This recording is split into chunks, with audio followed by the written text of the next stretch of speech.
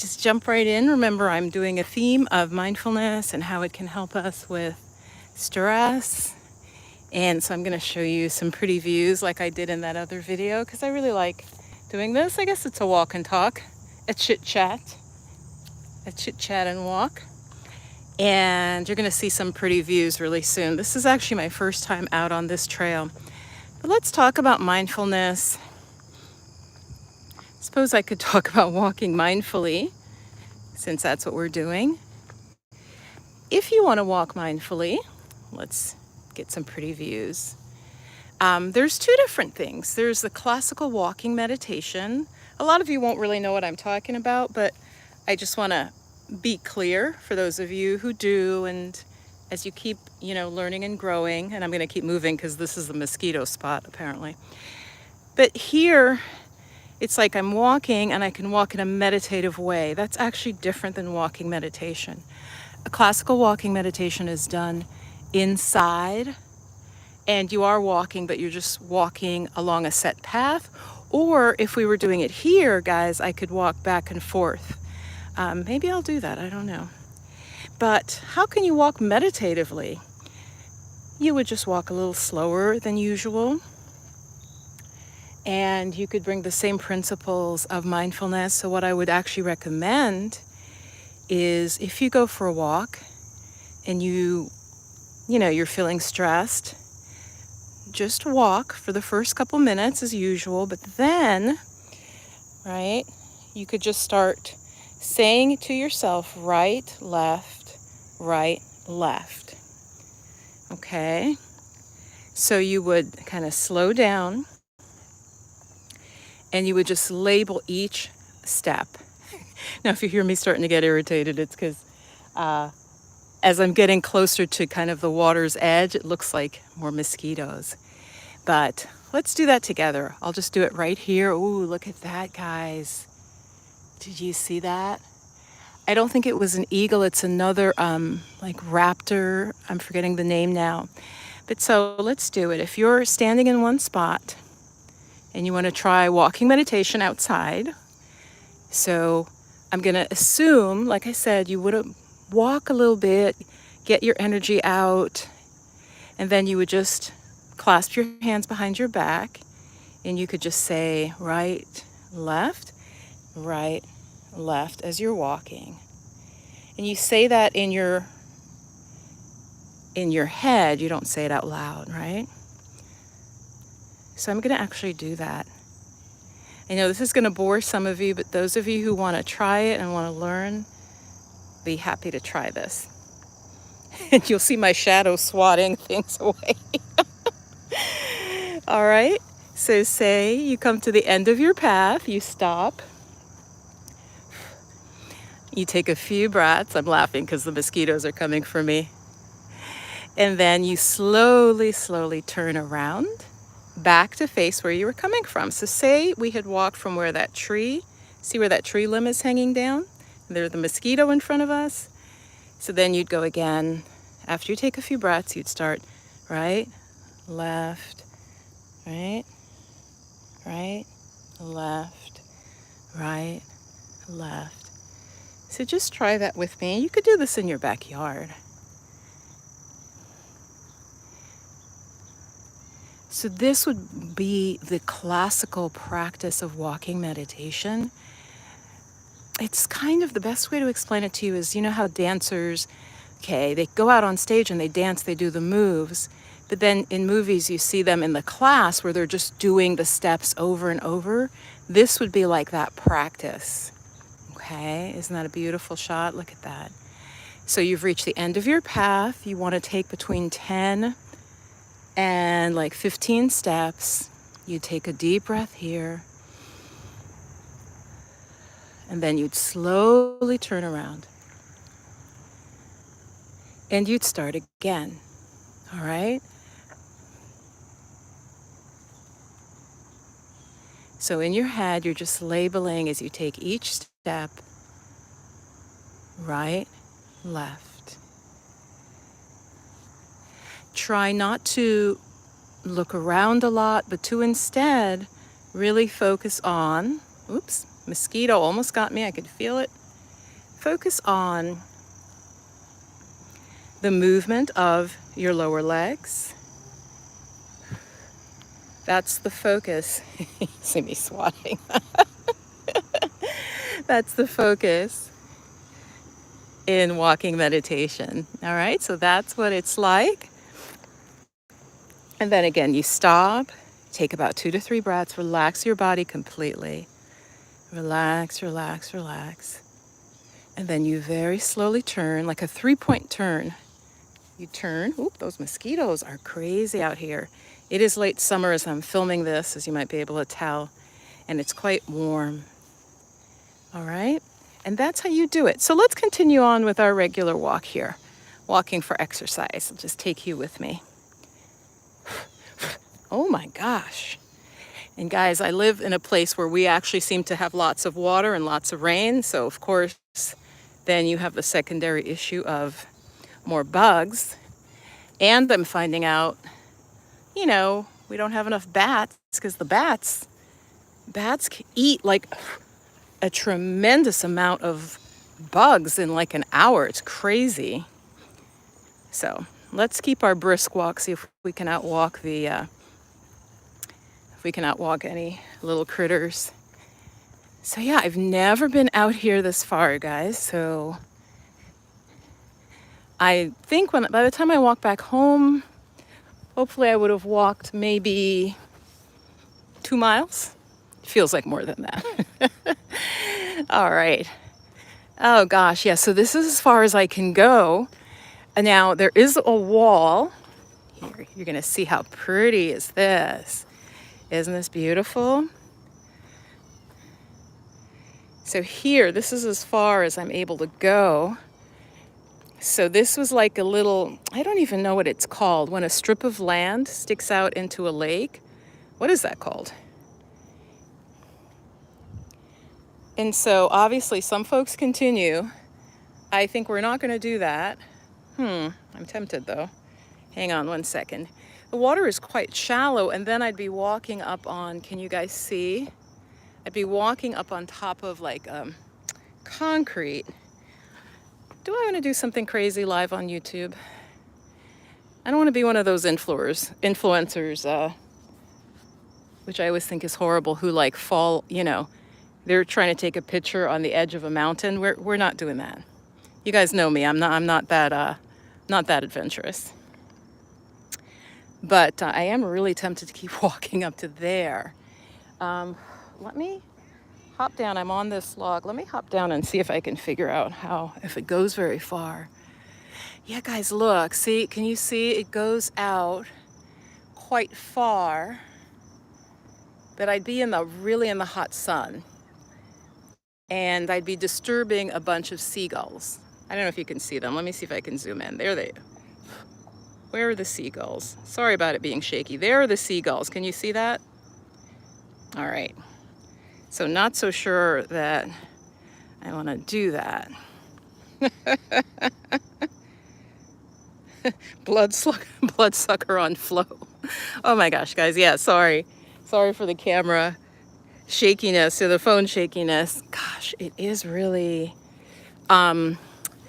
Let's walk out a little bit, but I'm really going to pay attention to what I'm doing, so I'm not even going to pay attention to what the camera's doing. All right. At my age, should I be doing this? Probably not. All right. Let's step down. So you can see it's a couple more rocks, and then I'd be over there. Let me think about this. Let me think about if this is a dumb idea. I don't think it's a really dumb idea. I think it's a slightly dumb idea. Let's try this. As I calculate, the worst that could happen would be that my sneakers would get wet. And as you can see, the water's pretty shallow right there. The problem is there's a leap I have to take it's not a leap. Okay, good. There we go. All right. Listen, I always say I'm from the Bronx. I'm not built for some of this stuff, but that's not true. Here we got some footholds, people. All right. Oh my gosh, I did it. So I came from there.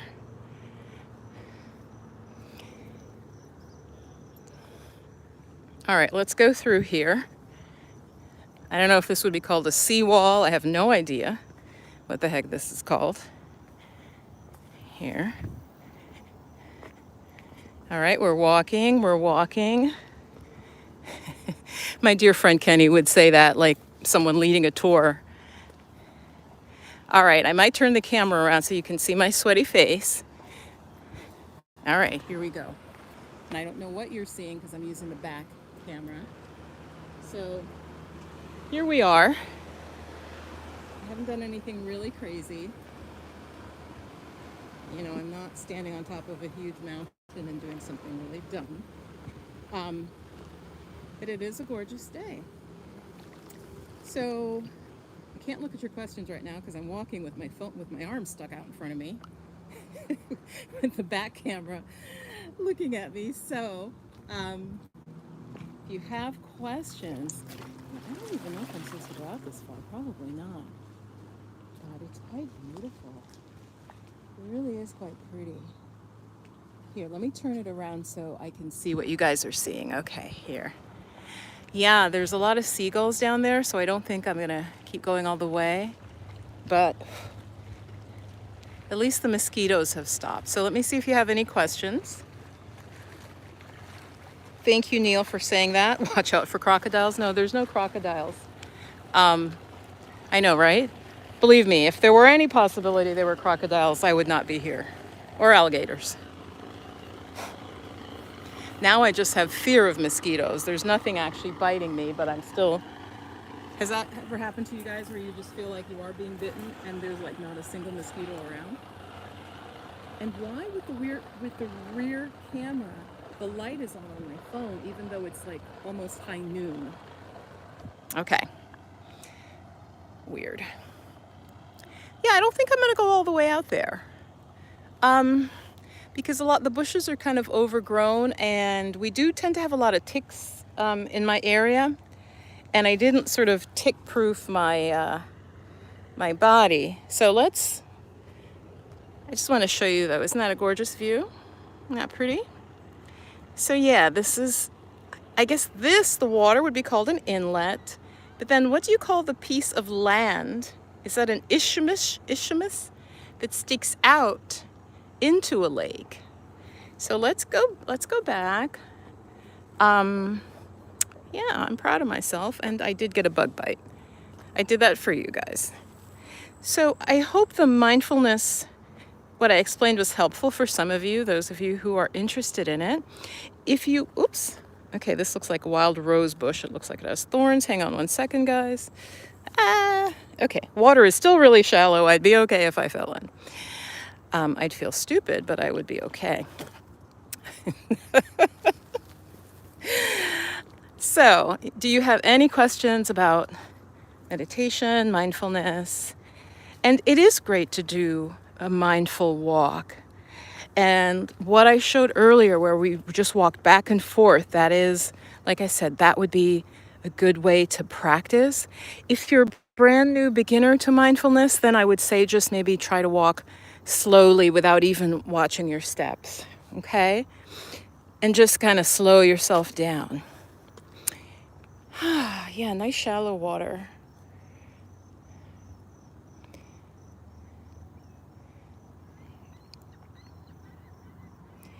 Just giving you some nature. I have really thought about, I know a lot of you would not like it particularly, but many of you would appreciate.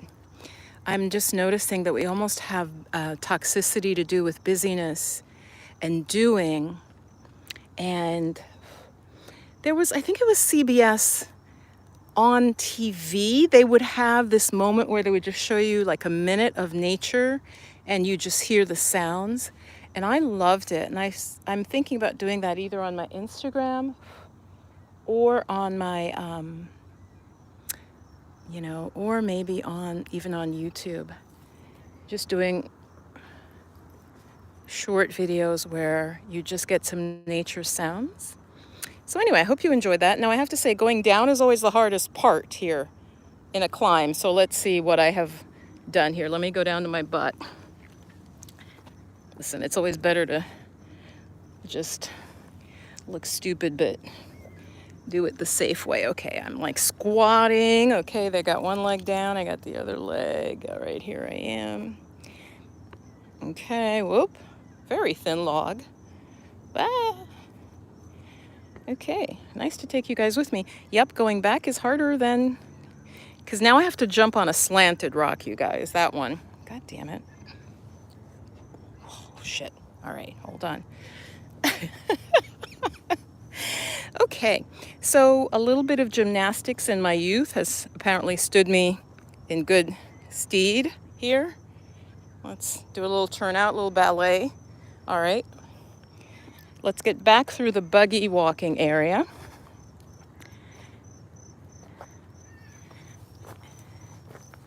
And let's see, let me stop and read a comment. Goddess BMW, I was thinking about how I want to go out and be in nature, but I have an injury currently. I decided to open up my YouTube. How funny. Yes. You know, literally sometimes I do something for one person. I'll come live on YouTube, right? I'll just come on and somebody will say, oh my gosh. Here, let me turn it around. Someone will say to me, oh my gosh, Viv, I was just, and I can't tell if you're seeing me because I'm now looking at the back. It's the back, the rear camera. Someone will be like, oh, I was just thinking about that, or I had this question. So I'm dressed kind of schleppy. We're just going to keep it from the neck up as much as we can. And we're going to go through the bloody mosquito area in a moment. Of course, happens to be among the prettiest areas, right? Oh, Lord, I can see them. Can you guys see them? Gnats. Are there any insect specialists in the house? So on the walk and talks, sometimes there'll be a theme. Here we go. And sometimes not. So I'm not totally alone on this path. There are actually some folks who are, my town is so crunchy, okay? Am I still live? Yeah. Okay, the light went out, because it wasn't needed, the light on the phone. And it goes out as I'm going through the dark area, so I don't know how that works. They're out here cutting down trees that they say have like some tree disease, and they're planting other things. And so there's actually like a car parked here and two guys working on some sort of restoration project. Something died right here. There were tons of bird feathers scattered, and it smelled funky. Okay. I don't want to just give you only the beauty of nature. I've got to give you the harsh truth. Okay, the light's back on. I have no idea what is going on with my phone. Anyway, let me look and see if there are any more questions. So do go back and watch, because what I might do is clip out the part where I talked about the walking meditation. I have at least 5 bug bites. Can I say that?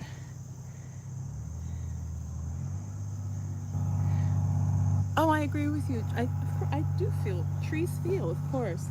But apparently, you know, there are all these random diseases that, funguses, things like that trees can get. And then they spread to the other trees, they weaken them, and they like rot. So these guys are out here. It'd be fun to do an impromptu interview with them. They're not ready for that. If I approach them and say, hey, you want to be live on YouTube? They're not. But yeah, they're just trying to fix things, and okay. I think it might be a non-profit organization, obviously. So yeah, take me out for a walk. If you going for a walk today, you can just listen to my rambles, or you can just look at some pretty scenery. Let me know if you want me to cut out that little excerpt where I just talked you through how to do the walking mindfully, because right now I'm walking, obviously I'm talking to you guys, but I'm walking more for exercise. But let me know if you want me to excerpt just that piece where I just give you sort of the how to do the walking meditation. Oh, this is kind of a pretty shot. Look at how big these trees are. Look at it. Can you see how big?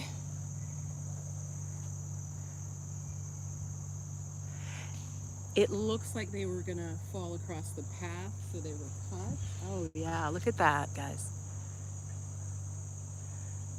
So there's another one. Let's go close. I have to tell you, I've been really enjoying being out in nature. I was out yesterday or day before, and just quietly thinking, right? I really recommend that when you need to make a decision, get out to nature. But so what happened is, I saw this beautiful, I think it's called a great blue heron.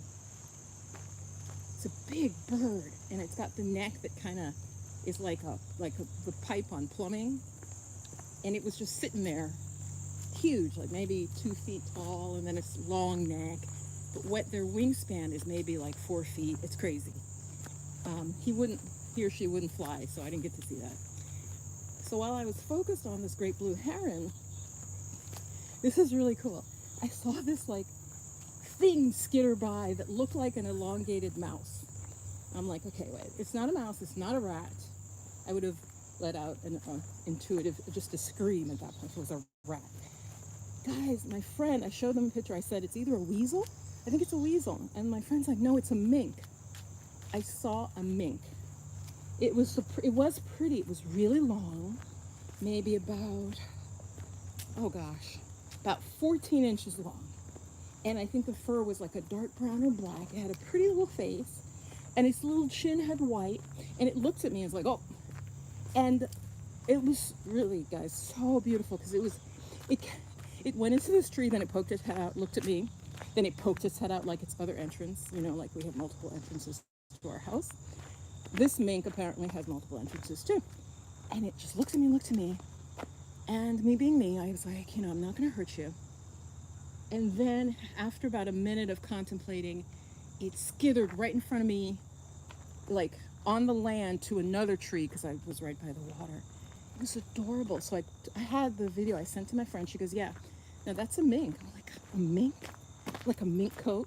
I know, vegans, don't be mad at me. But I'm like, I had to put it in a context just for a second. I would not make a mink coat out of the mink. It was so pretty. And she's like, yeah, I saw a mink on my walk a couple days ago. I'm like, all right. And then she showed me a picture, and it was the same little face, little pointy face, long, narrow body, and the fur, you guys, did look very soft. And I thought, is it an otter? Because I think otters have a similar, but I don't think otters are as sleek. So anyways, anybody ever seen a mink? And does my description sound like a mink to you? Yeah, okay. And you guys are looking at my face. So now what I think I'm going to do is turn you around. Okay, turn you around that way. So let's just continue our walk. I had never seen a mink. I was just like so happy. And it was more than that. It was this peaceful sense of, this is what it was, guys. Let me turn the camera around.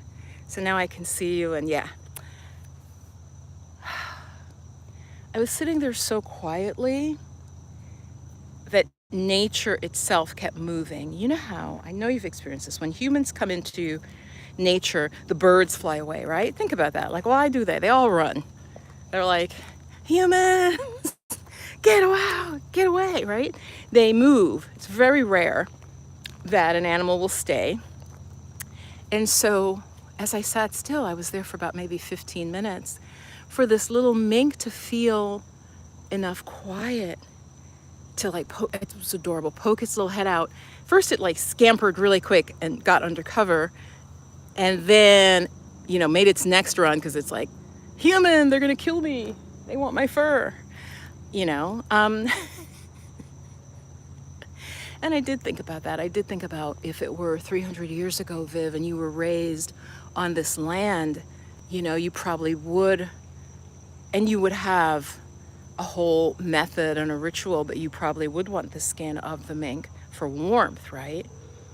Because that's what it's doing for the mink, I guess. But, here we are, we don't have to do that. But yeah, it was really interesting, between that and the beautiful, what they say, great blue heron. I already forgot what the color of the heron. It doesn't look the color, but that's what its name is. That's what his name is. Are there any ornithologists watching me?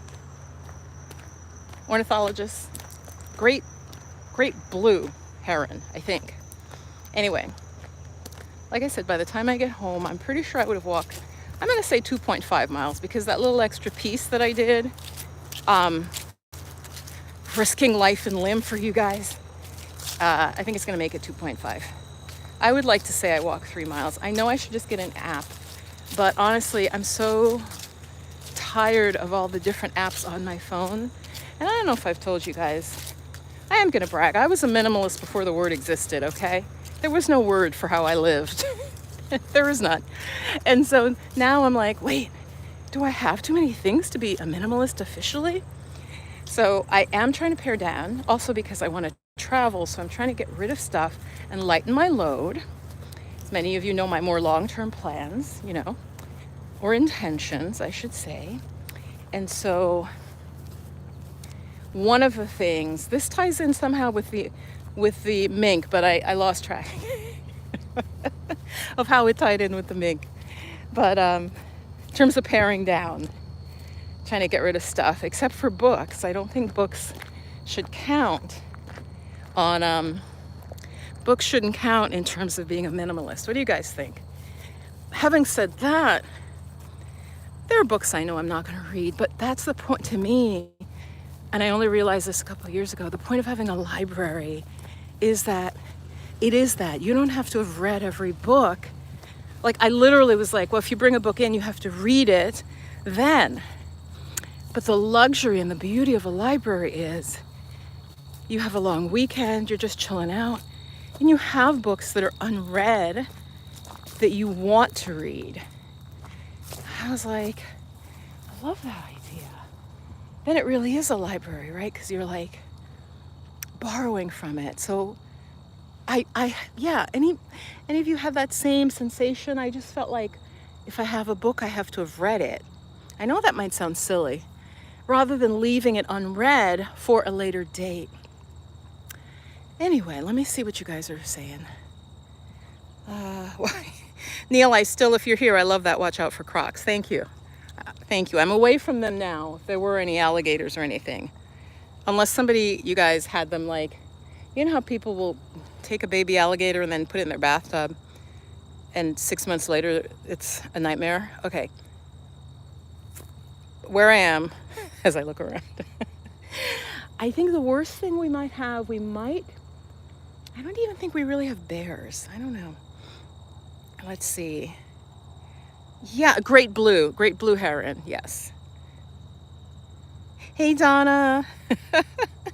You guys are with me. Listen, if you're just listen and you're washing your dishes, whatever, you're in your backyard, I think it's about 78, 79. I don't think I can close you guys and check the temperature, but I think it was 74, they said when I checked, but this is hotter than 74. I'm usually really good at temperature. I want to say it's 78 to possibly 80. So your girl is hiding here in the shade because, of course, where I chose to walk, it's completely out in the sun until I can get to this really beautiful willow tree. Let's see. Animals do know to beware of humans, but I love when they feel the vibes. Exactly. Yeah, Donna, exactly. And that's what I was getting at. If you can, there's an artist that I like back in the day. She's not so famous, and her art was, it was weird. I'm not even going to try to describe it because you'll just be like, what, Viv? That sounds weird. All right, I'm going to tell you, since this is a walk and talk and I'm cooling off. Her name is Agnes Martin. She was probably a single cat lady. On that note, we're proud single cat ladies, right? Or married cat ladies too, okay? You're a cat lady still. You can be in the club. Some of her art literally looked like graph paper, okay? Stay with me on this. But she would draw it by hand. Now, I know there's probably people online doing it now, but again, when you're the first or one of the earliest with something, and they're beautiful, I know it sounds weird, okay? But that's what she'd do. It literally would be like graph lines. So obviously the woman was like a little obsessive and she could like focus, meditate, whatever. Her name was Agnes Martin, as I said. I don't think most of you would like her at all, unless you are an artist and you're into like, minimalist kind of. Anyway, but I could feel from her art, you guys, and this is what I'm trying to also convey, the peacefulness. So it's not so much that I was like, oh, wow, graph paper. Look at that. Look at that painting. It just looks like graph paper. You could see the touch of her hand, and she drew. Imagine drawing graph lines by hand, like what that takes. And so it was said of her, this woman, Agnes Martin. Okay, I'm going to walk while I talk, and this will distract me from the burning heat. If you see me collapse, call help. Okay? You don't know where I am, but just, I don't know. Call your local 911. Tell them Viv is down, Viv is down. So it was said that she'd sit so still outside, guys. Hold on, I'm looking down because I'm walking on gravel, and I'm always afraid it's going to puncture my sneakers, which sounds like an obscure fear, but I don't think it is, because I think that happened to me once. So Agnes Martin would sit outside on a bench, and she'd be so still. I don't want to make it up. I think they said the bird would land on her head or on the bench by her. She was that still that a bird would just come really close. And like I said, it might have been on her head. I'm not sure. And I was like, wow, that's amazing. That's intense. Hey, we'll sit up here. There is a bench under the one tree that's giving any shade right now. So yeah, Agnes Martin. She's in museum collections, and just really about the mindfulness, the meditation. That's kind of what her art was subconsciously about. Okay, look at this gorgeous tree. You guys, you now are going to really think I'm nuts, but look at this. Look at the bark on this.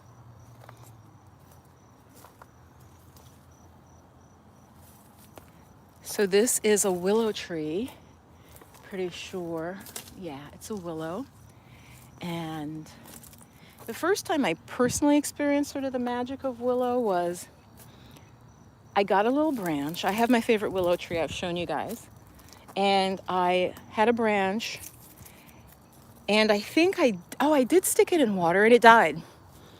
And I was like, I thought willow like regenerates, and it was green. I picked it, put it in water, it died. But I just left it in the water. You know how we do that. It's in the kitchen, on the counter, or whatever, on the windowsill. And then, I swear to God, the thing was dead. It was dead. The leaves had wilted. I was like, Viv, just throw that out. And I was like, I had to throw it in the recycling, and it's too long. It doesn't fit in the brand. It doesn't, And then it starts like coming back, and it came back, and I was like, whoa. So willow is often tied to the feminine. It's considered like a feminine energy tree. And it's funny, since I was little, probably because it's one of the easier trees to recognize, but I've always loved willow trees, especially when they hang down, like, how they go and then they down like that. So, and apparently, yeah, I think the connection with the feminine is because they're often near water, right? Like this one is literally half on land. That's interesting. Like the temperance card in tarot, it's half, you guys, literally on the land, and half of it it's like right at the water. So yeah, willow energy, it's a very feminine energy, and I work with it shamanically. Actually, yeah, when I'm doing my energy healings. And energy, I don't like the word healings, for a couple of reasons, but also I should just say energy activations, but I'm calling it energy alchemy. And actually, on that note, you guys, check. I have a sale where I got some testimonials started from the first group that took it. They all had beautiful feedback, really, genuinely. It's a distance healing. It is not Reiki, but when you think of Reiki, it's like that.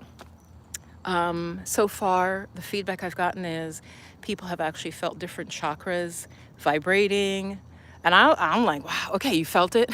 I'm surprised that they feel it, because this is like a relatively new service for me. And I'll be honest with you, I started a little over a year ago. I kept hearing whispers like, this is what you're supposed to be doing, is the energy healing. And I was like, oh, I don't think I can, blah, blah, blah, blah, blah. I did one session. The woman gave me great feedback, and I did divination with it, and it was spot on. But I was like, I don't know if I want to do this. And then it's coming up again now around my birthday. which was, that Leo Virgo, very powerful time. Just in general, I am Leo Virgo cusp. See if you can see the Leo in me, right? I think I have like a kind of leonine. Well, when I was younger, okay, my eyes were wider apart and they went up more. Okay, I don't want to hear any snide comments from you about that. I had more of a leonine look, and I had bigger hair. Okay. Anyway, so what other feedback have I gotten on the energy alchemy sessions? Basically, but they're on sale right now, and I'm following someone's advice, but I may not continue. They're like, so, do your service, do it for free, get your testimonials, get your word of mouth, and then, start very low, 80% and so on. But Spirit is telling me the price is supposed to be $250. And let me tell you why. That sounds a little high to me, but when I feel into that number, Spirit's like, that's how much you're supposed to charge. Because what you have to think is with these energy activation sessions, like I said, every single person has felt something, and the divination has been spot on for them. But what you're paying for isn't like an hour. It's like, oh, that's high for an hour. Some of you might say that. And I might think that. And that, again, let's talk about that. That's coming from poverty consciousness, because what you're really paying for with a session with anyone, truly what you should look at is, let me turn it, I just don't want to catch anybody else on camera. I just want to catch myself. You're paying for their training and their preparation, truly. So guys, when I was like, okay, 250, you're paying for me having meditated and done yoga since 1994. All right? So think about that. And so what I do is I go in, I connect with my higher self, I connect with the person's higher self, and I ask for permission. So far, I've always gotten it. And I always say just what they can handle in terms of energy shifts and what they can assimilate. And then I basically go in and I kind of look into their energy body. And like I said, I have been spot on, it's throat chakra, or like, where is it? And people, the ones who have done it so far, have given me great feedback. And so it is, I think till tonight, it's $50. It's because I'm slowly putting the price up. But as I said, I may change that, because Spirit is like 50 is not really the price it should be, to be honest with you. But again, I'm like, well, folks don't know about it. They haven't heard me talk about it. And I was also told to talk to you about the safety of it. And so, like I said, what I do, I don't want to disturb someone's just standing looking at the water. She's having a nice moment, so I'm going to lower my voice a little bit. Like I said, I connect to my higher self, and then I connect to the person's higher self. And my intention is 100% to be of help to the person, and again, just to the amount of energy that they can tolerate. Because I have done, you guys may know, for years I've done in-person massage therapy. I've done a type called shiatsu, and it is possible to almost give someone too much energy, seriously, where they can't handle it, and that has never happened. Okay, I'm very cautious about that, and I'm working with my guides. And so, of course, if you get a feeling, if it's not right for you, the energy alchemy sessions, then it's not right for you at this time or whatever, that's fine. But if you go over to my website, intheflowofmagic.com, and you go under one-on-one, not programs, you go under one-on-one and scroll down. I think it says chakra energy healing, because I do work with the chakra system. And you guys know this has been a development for me, right? I had the chakra course and I have it, but what I felt was people needed more. Ooh, okay, poo-poo. Is that goose poop? I don't know. I'm backing away. I'm backing away from the poo-poo. I felt like it should only be for folks who've maybe are yoga teachers, who have more preparation. So that's why you don't hear me talking about it as much, because I don't want to just offer it completely to the general public. I don't think it's helpful because it's an in-depth course on the chakras. I think people need a little bit of, they need some preparation, especially with some yoga or some mindfulness. So that's why I haven't talked about that as much. But that was during like 2020 and talking about the chakras and all of that. So now Spirit's like, yeah, just do this distance healing. It's like it's more done for you.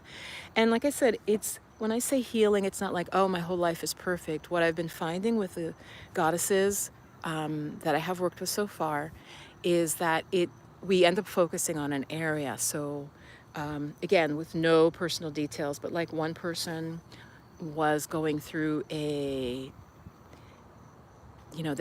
someone they loved was no longer available to them, and they were still holding on to it. The card showed that. The chakra system showed that. It's fascinating. It was really fascinating. So do check it out. I would love to offer that service with you. It's one-on-one. It's